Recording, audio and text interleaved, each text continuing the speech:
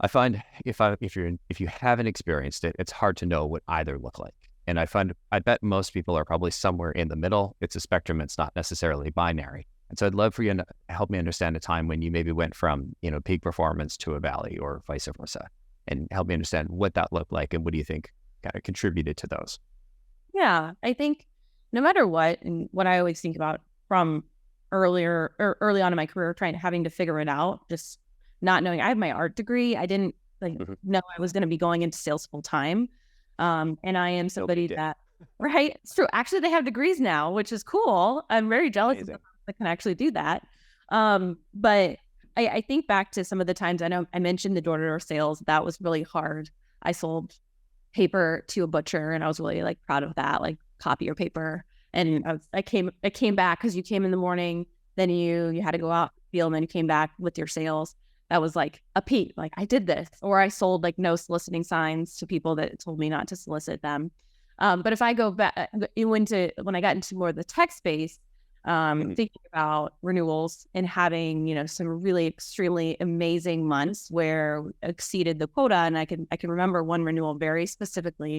Of course, I'm not going to name names, but walked away and they couldn't move forward. The budget was not going to be allocated to the product. Basically, the owner of the company said we did everything right. They wanted everything about what we had sold and pitched and all of that, but it just wasn't going to happen. And so it was one of those things that's like, okay, I'm always trying to learn from these moments, and I can never do it. You're never going to do everything perfectly right, but I took that one very personal. Mhm. And it really took me a moment. And I had my leader at the time who was incredible. Was like, step away.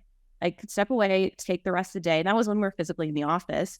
And I was like, that that doesn't happen. Oh. And this was probably 10, 11 years ago. And I think about that. It's like, that is what I want to be for my people, because that was a moment that I was just feeling real down in the dumps. And since then, and when I continued in my career as being an IC before I moved back into leadership, I think about that moment and create how do I create all the positive memories or moments when I am feeling that, so I can work myself back up. Because the whole thing of like being a motivator is, it's all personal. You can't, no one, I can't come in as a leader and say, I'm going to make you be motivated. It's, they have to have the internal drive to do that. And so like, how do you build that for them? And one of the little things that I started doing is building a warm fuzzy folder. I mean, I don't know if people make folders as often on their laptops, but basically I put everything that was, I got a shout out, a praise, a positive from a customer, from anyone, and I put it in there. And when I just like got a bad no, or something just didn't go my way, I'd go back in there to build myself back up. And like, I can do this. Like, it's one of those things where having 12 months of consistent performance is incredible, but it's not always going to happen. Mhm. I love how you have the little folder that's like, this folder reminds me why I'm awesome. Yeah. Yeah. And it's hard. It's like hard to say that out loud too. It's like, wow, it's like a me folder all about me. But it's like when you're in this job, you really have to figure out how you can get yourself out of that. Because when you one of my leaders was like, always ask the interview question, do you hate to lose or love to win?